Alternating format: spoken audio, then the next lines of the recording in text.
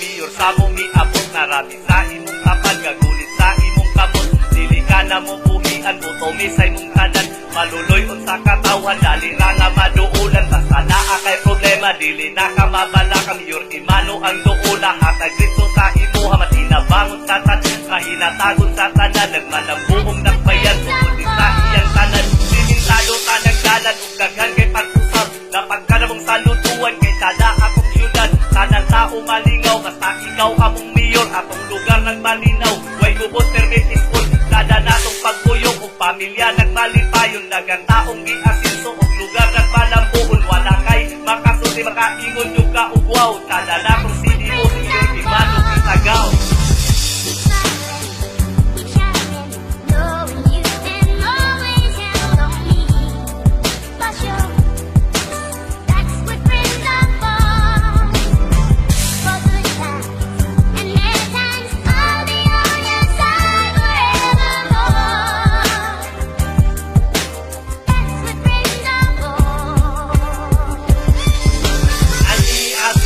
Sa atong atubangan, atong suportahan, butar kitang tanan, ibutang natos balota ang iyang pangalan, usa mga higala mayor Imano di kalimtan, di ba atong nakita si Dio hasta kasyada, bisan asa man ka, malingaw imong pamilya, ug suroy-suroy sa atong dakbayan, bisan asa nga suko, ibo kayo kagayan, ibalik pagka mayor, si Dongkoy Imano para ta, matabangan sa mga abusado kay butan siya nga tao ug lahi na sa uban sa atong mga pangandoy, siya atong kauban, dili kay niya patagad nga aking kinahanglan, di mabayran sakripisyo mo sa atong dakbayan, kay kung wala ikaw dili kini nga mo asisto, sa palakpakan kay Mayor Dongkoy Imano.